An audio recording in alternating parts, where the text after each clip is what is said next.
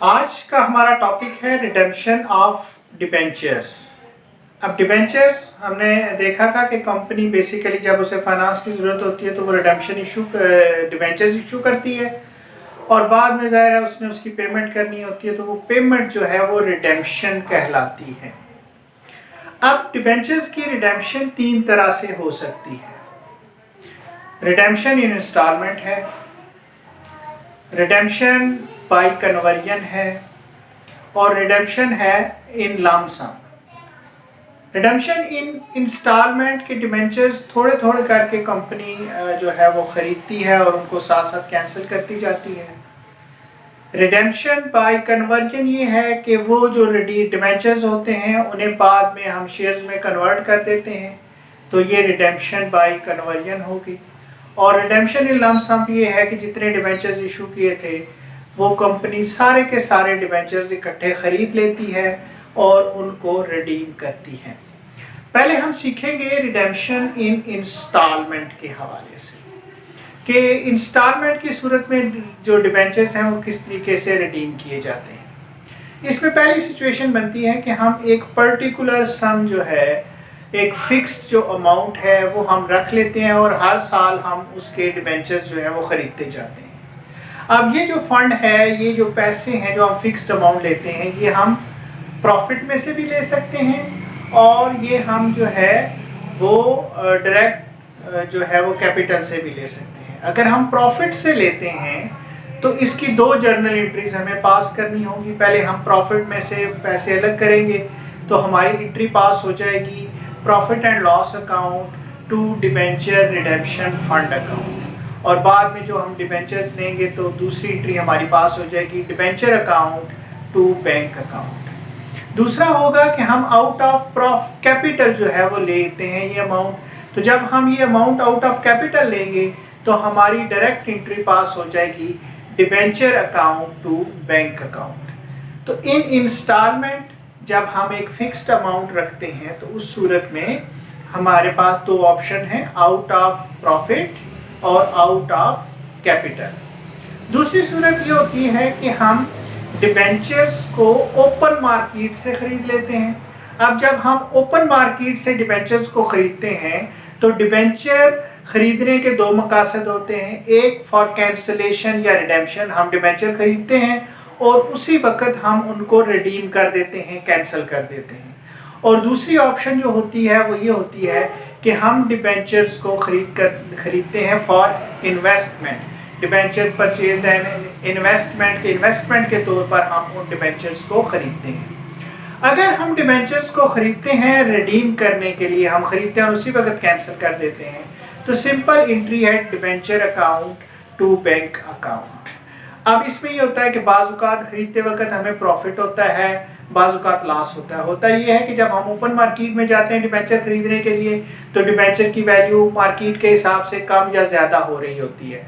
अब जितने का डिबेंचर है अगर हमें उससे कम कीमत के ऊपर मिल जाएगा तो हमें प्रॉफिट हो जाएगा, और अगर हमें उससे ज़्यादा कीमत पर मिलेगा तो हमें लॉस होगा। अगर लॉस होगा तो हमारी एंट्री पास हो जाएगी debenture account debit, loss on redemption of debentures account credit to bank account. और अगर हमें प्रॉफिट होगा तो एंट्री पास हो जाएगी debentures account debit to profit on redemption of debentures to bank account. ये उस सूरत में है कि जब हम ओपन मार्केट से डिबेंचर्स खरीदते हैं कैंसिल करने के लिए या रिडीम करने के लिए। अगर हम डिबेंचर्स को ओपन मार्केट से एज एन इन्वेस्टमेंट खरीदते हैं तो हमारी एंट्री पास हो जाएगी investment in own debentures to bank account. अब इसमें हमारे पास दो ऑप्शंस आती हैं, एक को हम कहते हैं कम इंटरेस्ट और दूसरी हमारी कहलाती है एक्स इंटरेस्ट। कम इंटरेस्ट कम्युलेट इंटरेस्ट, कि जब हम ओपन मार्केट में डिबेंचर्स को खरीदने के लिए जाते हैं तो डिबेंचर्स पर उस पीरियड तक जितना इंटरेस्ट बनता है वो इंटरेस्ट उसकी कीमत में शामिल होगा, जो भी प्राइस हमारी तय हुई है। क्योंकि बार्गेनिंग होती है मार्केट के अंदर, तो मार्केट में आपको, मैंने जैसे पहले भी बताया कि डिबेंचर्स आपको असल से कम कीमत पे भी मिल सकते हैं, असल से ज़्यादा कीमत पे भी मिल सकते हैं। तो अब जो सिचुएशन बनेगी कि अगर तो जो कीमत तय हुई है उसमें उस पीरियड का इंटरेस्ट भी शामिल होगा, तो हम इसे कहेंगे कम इंटरेस्ट। कमुलेट है यानी कि इंटरेस्ट कीमत में पहले से जमा है। तो इस सूरत में हमारी एंट्री पास हो जाएगी investment in own debentures, interest on debentures to bank account. दूसरी सिचुएशन बनती है एक्स इंटरेस्ट की। एक्स है एक्सक्लूड से, कि जो कीमत आपकी तय हो रही है मार्केट में उसमें इंटरेस्ट शामिल नहीं है। इस सूरत में एंट्री तो वही रहेगी, लेकिन जो कीमत तय हुई है प्लस उसमें जितना इंटरेस्ट जो है उस पीरियड तक का बनता है, ये दोनों रकम जमा हो जाएंगी। यानी कि आपको कीमत भी देनी पड़ेगी और उसके साथ साथ इंटरेस्ट भी देना पड़ेगा, तो आपको डबल पेमेंट करनी है।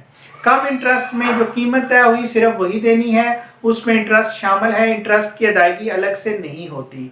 लेकिन एक्स इंटरेस्ट की सूरत में ये होता है कि जो कीमत तय हुई है आपने उसकी भी अदायगी करनी है और जो इंटरेस्ट उस पीरियड तक का बनेगा वो भी आप देंगे।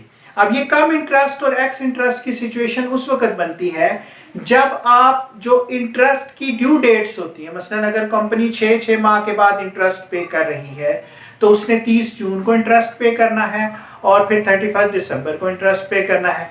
तो अब अगर इसके अलावा आप खरीदते हैं, मसलन 30 जून के बजाय हम 1 मई को खरीद लेते हैं, तो 1 मई तक जो है वो दिसंबर से 31 दिसंबर से 1 मई तक 4 महीने बन जाएंगे, तो 4 माह का इंटरेस्ट ड्यू हो जाएगा। तो यहाँ पर फिर कम इंटरेस्ट और एक्स इंटरेस्ट की सिचुएशन जो है वो बनेगी। लेकिन अगर हम ड्यू डेट को ही खरीद रहे हैं तो फिर ज़रा उस दिन तो कोई इंटरेस्ट नहीं है, इंटरेस्ट ऑलरेडी पे हो चुका होगा, लिहाजा इंटरेस्ट की कैलकुलेशन की कोई फिक्र करने की जरूरत पेश नहीं आएगी।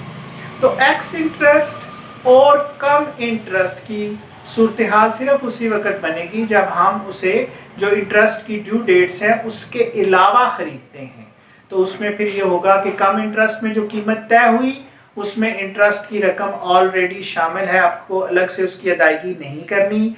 लेकिन अगर आप जो है एक्स इंटरेस्ट के तहत खरीद रहे हैं तो उस सूरत में आपने कीमत भी देनी है और जितना इंटरेस्ट बनेगा वो भी आपने अदा करना है।